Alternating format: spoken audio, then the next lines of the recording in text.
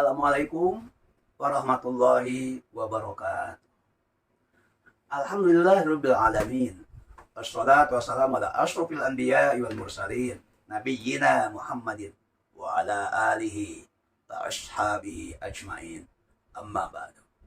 Pengurus Porhati yang saya hormati dan muliakan, seluruh anggota Porhati, Forum Korab Fahmiwati dimanapun berada, termasuk para pengurus dan anggota di Kota Malang. Tema kita pada pembicaraan hari ini adalah Ramadan merupakan diklat, yaitu pendidikan dan pelatihan. Sehingga setelah diklat ini kita insya Allah akan lulus.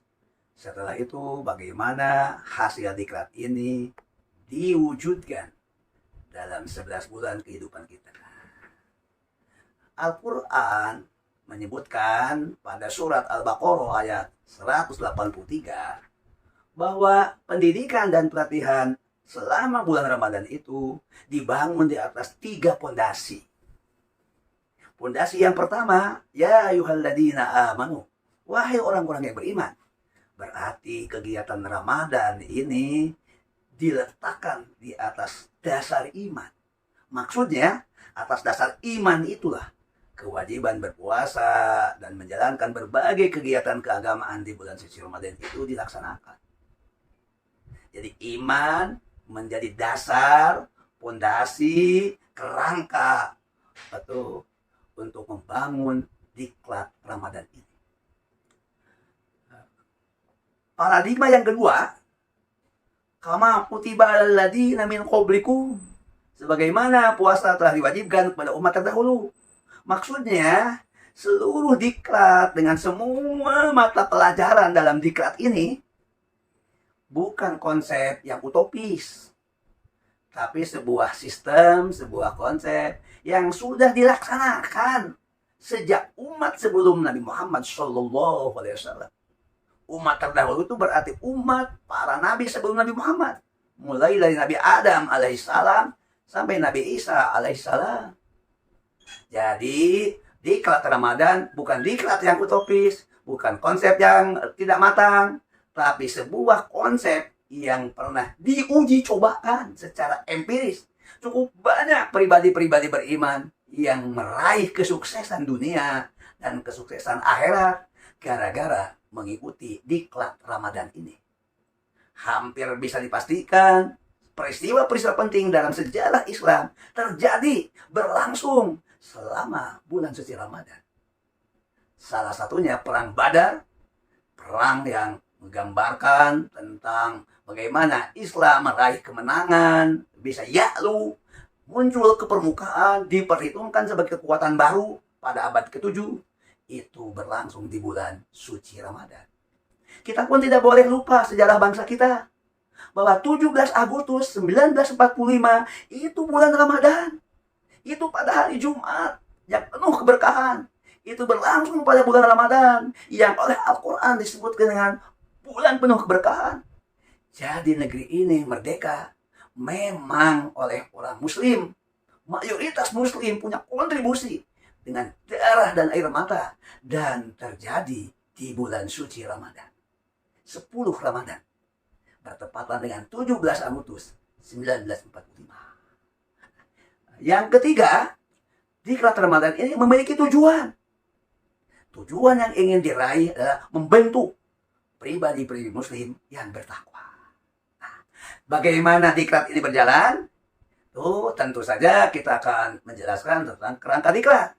Para aktivis HMI, para aktivis HMI Wati terbiasa dalam mengelola diklat-diklat di kalangan HMI.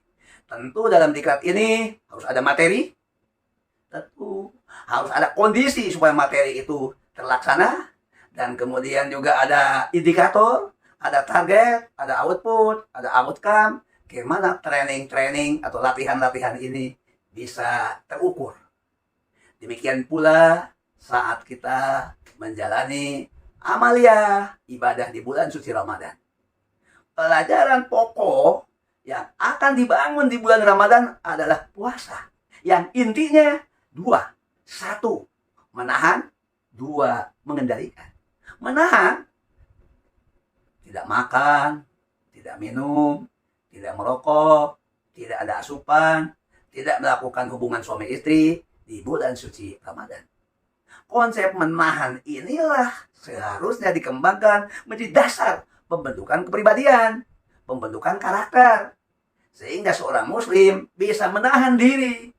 Tidak makan, tidak minum hasil korupsi. Tidak makan, tidak minum yang diharamkan oleh Allah. Tidak melakukan hubungan seksual kecuali kepada pasangan yang sah. Seorang laki-laki menyalurkan kebutuhan seksualnya terhadap istri. Dan seorang wanita menyalurkan hubungan seksualnya dengan laki-laki yang suaminya yang resmi. Nah, jadi menahan ini menjadi dasar untuk sampai kepada puasa yang kedua, yaitu mengendalikan. Mengendalikan ini ya, mengendalikan pembicaraan, mengendalikan pikiran, mengendalikan hawa nafsu, mengendalikan dorongan-dorongan yang rendah, termasuk dorongan untuk menyimpang, dorongan untuk melakukan keonaran, dorongan untuk melakukan tindakan-tindakan yang kriminal atau jarimah, tindakan kriminal. Semuanya harus dikendalikan. Di mana kekuatan pengendaliannya? Pertama, pengendalian itu dikendalikan oleh pikiran. Yaitu kita memiliki wawasan, lalu wawasan itu dipegang teguh, melahirkan komitmen. Inilah yang disebut dengan konsep atau pola pikir atau mindset. Yang kedua, pengendalian itu meliputi wilayah rasa, perasaan, emosi, atau al-quwah az-zawqiyah, kecerdasan emosi. Bagaimana perasaan kita dikendalikan oleh iman kita, oleh komitmen kita kepada kebaikan, kepada kebenaran, kepada sesuatu yang mendatangkan manfaat, dan paling tinggi kepada harga diri, martabat dan kehormatan. Masa seorang manusia yang terhormat menyalurkan hubungan seksual seperti hewan? Hewan memang tidak punya nalar, tidak diberi rasa, yang perasaan kemanusiaan yang halus dan lembut. Dia hanya rasa sebagai hewan, makhluk biologis. Dan yang ketiga, dikendalikan berkaitan dengan ruhaniyah atau spiritualitas. Apa sebuah ruhiyah? Ruh itu milik Allah. Ruhiyah itu adalah yang membuat manusia memiliki hubungan dengan Allah. Kesadaran bahwa ia dilihat oleh Allah, diperhatikan oleh Allah, tidak bisa keluar dari pengawasan Allah, dan semuanya transparan di hadapan Allah. Itu seharusnya menjadi kekuatan yang meresap, sehingga ada pengendalian pada dirinya. Nah, puasa yang kedua itu tidak ada batas waktu. Itu untuk selamanya. Dalam istilah bahasa Arab, sebagaimana disebutkan oleh Syekh Abdul Qadir Al-Jilani, disebut dengan as-saum al-mu'abbad, puasa selama-lamanya. Artinya pengendalian dari perbuatan yang diharapkan Allah, perbuatan yang fahsya, perbuatan yang munkar, keji, tidak sejalan dengan harga diri dan martabat manusia itu tidak ada batas waktu selama hayat di kandung badan. Sehingga implementasi nilai-nilai puasa itu bersifat permanen. Gimana itu bisa terwujud? Tentu ada kerangka. Dalam menjelaskan tentang iman sebagai landasan pokok dalam kegiatan Ramadan ini, iman itu bisa diuraikan dalam 8 level. Yang pertama, seorang beriman dimulai dengan pernyataan asyhadu an la ilaha illallah anna Muhammadar Rasulullah. Saya bersaksi tidak ada Tuhan selain Allah, dan saya bersaksi bahwa Muhammad adalah utusan Allah. Nah, ini adalah pernyataan, ini ucapan, ini deklarasi, ini ikrar, ikrarun bil lisan kalau dalam bahasa Arab begitu. Nah, tentu saja ini akan berbobot apabila ucapan tadi, deklarasi tadi, pernyataan tadi ditopang oleh kapasitas kognitif. Kapasitas kognitif itu para psikolog membaginya 3. Ada level 1, pengetahuan, level 2, pengertian, level 3, pemahaman. Nah, kalau seseorang mengucapkan 2 kalimat syahadat ditopang dengan ilmu yang memadai pada tingkat pemahaman, maka punya kekuatan. Tapi kekuatannya penopang, bukan penentu. Ilmu itu penopang. Setinggi-tingginya ilmu, tetap kekuatannya kekuatan pendukung, kekuatan penopang. Lalu, di mana inti iman itu? Rasulullah bersabda, at-taqwa hahuna. Takwa di sini. Rasulullah menunjuk kepada dada, menunjuk kepada hati, menunjuk kepada kalbu. Maka sekarang level berikutnya ada pada kalbu. Kalbu itu punya dua unsur, al-quwah ar-zawqiyah, kecerdasan emosi, dan al-quwah ar-ruhiyah, kecerdasan ruhani. Nah, kalau ucapan tadi yang didukung dengan pengetahuan, pengertian, dan pemahaman yang mendalam, lalu ada di hati dengan 3 indikator, dengan 4 indikator. 1, meresap seperti air yang memenuhi seluruh bagian-bagian pori-pori. Iman tadi meresap. Yang kedua, apabila ucapan tidak ada Tuhan selain Allah dan Muhammad Rasulullah itu dihayati. Hayat itu hidup, artinya aktual, muncul, kesadaran dia terus menerus, aktif, berfungsi, itu namanya hayat. Kalau disusun dalam bentuk kata ya, kerja aktif, menghayati. Indikator yang ketiga, bukan hanya meresapkan dan menghayati, tapi menjiwai. Betul-betul melibatkan konsep jiwa, yaitu konsep nafs mutmainnah yang memiliki kebutuhan untuk beragama secara fitri.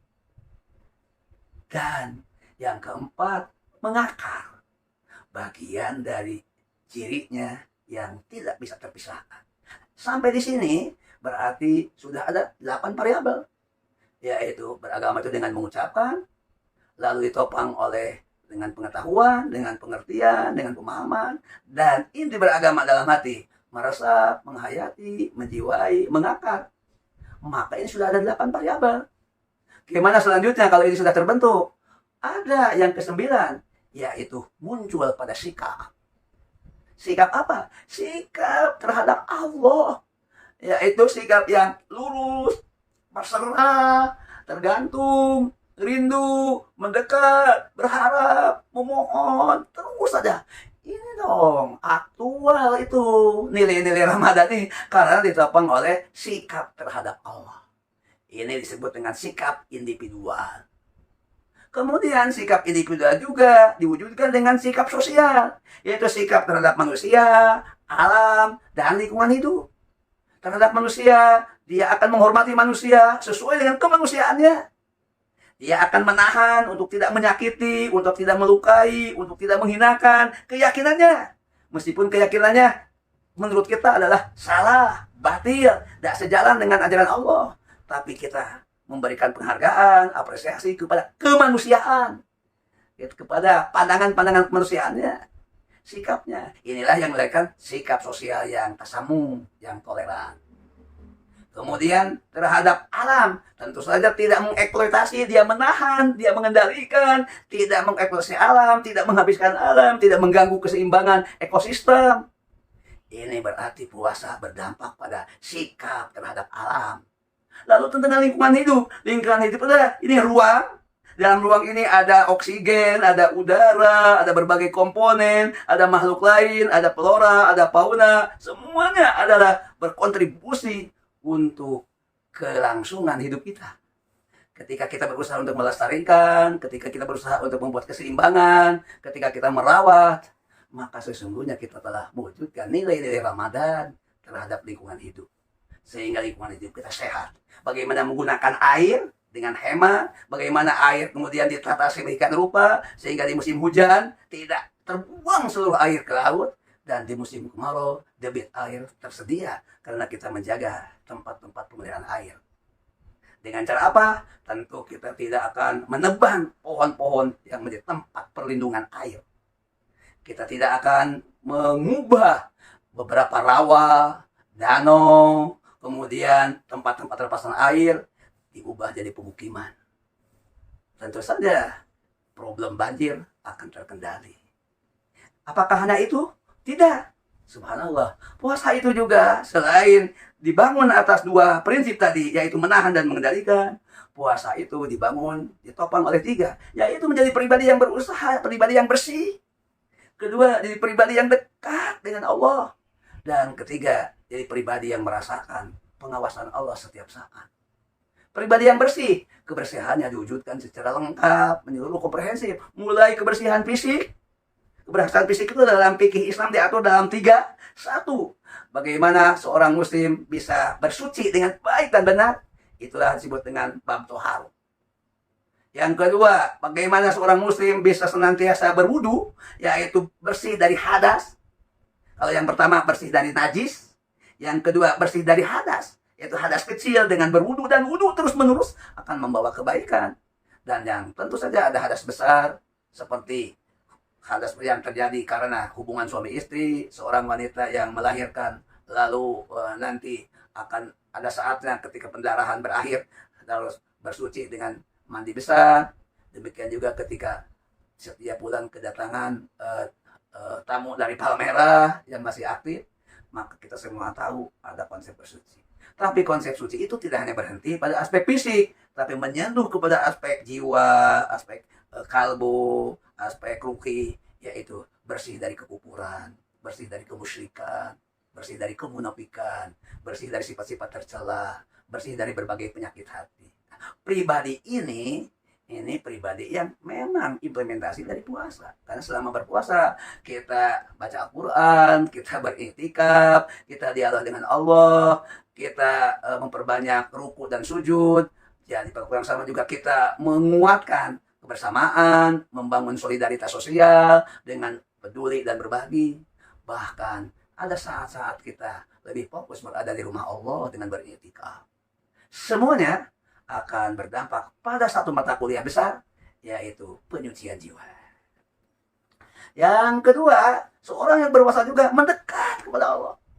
Jadi Allah ini adalah sumber dari sumber cahaya yang bisa menerangi pikiran, perasaan. Nah, seorang yang berpuasa atas dasar iman itu mendekat kepada sumber cahaya, sehingga pikiran bersih karena mendapatkan percikan cahaya Allah, perasaan bening bersih karena mendapat percikan cahaya Allah, ruhani bersih karena mendapatkan percikan cahaya Allah. Ketika sholat, ketika zikir, ketika doa, ketika buka bersama, ketika berduli, ketika bayar zakat fitrah, ketika silaturahim, ketika membangun kebersamaan, ketika kita berinfak, bersedekah, itu sesungguhnya adalah kegiatan-kegiatan yang sosial, tapi pada intinya mendekatkan diri kepada Allah sekaligus mendekatkan diri kepada hamba-hamba Allah.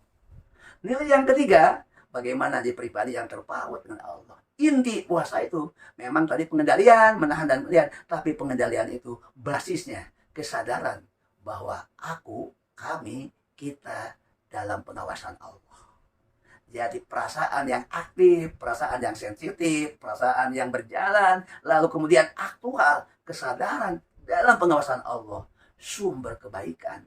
Karena ia tidak akan berani berbuat maksiat, tidak akan berani berbuat pengkhianatan, tidak akan berani berbuat manipulasi, meskipun di tempat yang sepi dan sunyi, karena kesadaran tertingginya senantiasa robbaniin, terpaut dengan Allah, merasa dekat dengan Allah, dalam penguasaan Allah, dan sadar betul dirinya tidak bisa lepas dari penglihatan Allah.